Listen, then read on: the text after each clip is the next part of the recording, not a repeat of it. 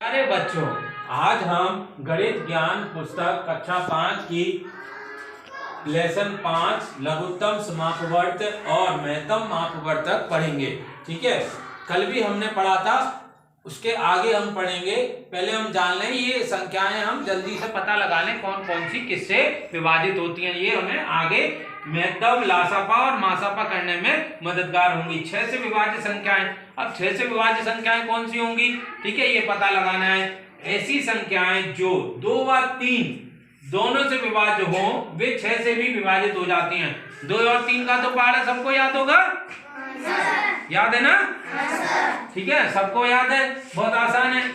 अब जो संख्याएं 2 या 3 के पहाड़े से विभाजित हो जाती हो, वही आप मान लो कि वो 6 से भी विभाजित हो जाएंगी। जैसे उदाहरण संख्याओं 12, 36, 48, 300 और ऐसे ही कोई संख्याएं ले ली हमने, 12, 36, 48, 300।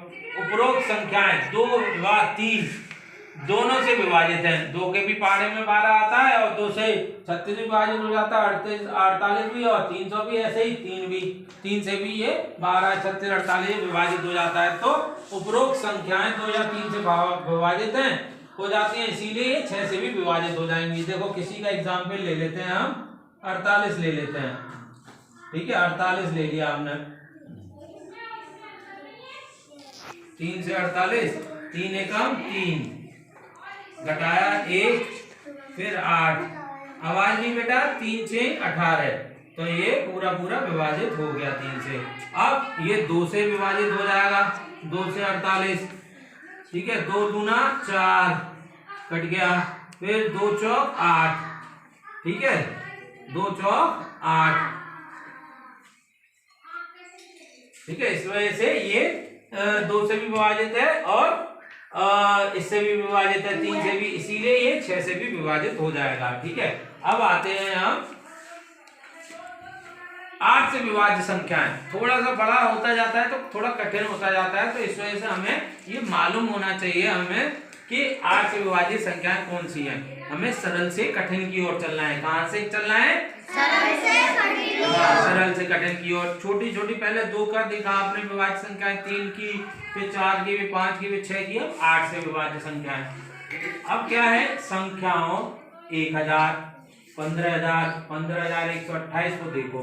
अब इनको देखेंगे, अब ये कैसे पता लगाएंगे यार 8 से विभाजित है कि नहीं, तो थोड़ा सा हमारे मन में प्रश्न चिन्ह आएगा ना, तो क्योंकि ये कठिन है।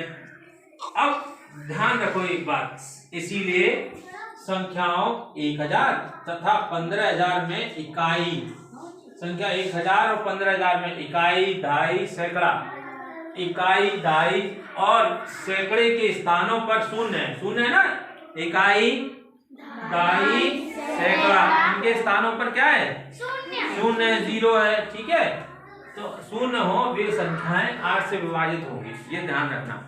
इकाई, दहाई, सैकड़ा के स्थान पर आपको 0 मिल जाए, शून्य मिल जाए, तो वो 8 से विभाजित हो जाएंगी। उदाहरण के तौर पर उदाहरण या जांच कर लेते हैं। 8 लिखा और यहाँ 15000 ले लिया, बड़ी संख्याएं ले ली, समझना लो कैसे 15,000 लिखा और 8 यहाँ, तो 8 एकम 8 लिखा यहाँ, फिर घटाएंगे यहाँ, 15 में से 8 गए 7, ठीक है, फिर 0 आ गया, ठीक है, 0 उतारा, फिर ये हो गया 70, फिर 8 8 64, फिर घटाया, तो यहाँ पे आया हमारा 6 और यहाँ पे आया 7 में से 6 गए 1, फिर 8 दूनी 16, 16 में से 16 चले गए, ठीक है, फिर हमने यहाँ पे ये 0 लिया, ठीक है, ये 0 ले लिया हमने, ठीक है, और फिर ये 0 ले लिया, तो इस तरह से ये हमारा भाग हो गया। अतः संख्या 15000 जिसके इकाई, दहाई व सैकड़े के स्थान पर शून्य है, वो 8 से पूर्णतः विभाजित हो जाती है।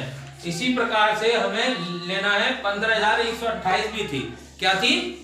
15128 में इकाई, दहाई व सैकड़े के स्थानों वाले अंकों से बनी 128 है एवं संख्या 128 विभाज्य है, क्योंकि 128 भाग 8 बराबर 16।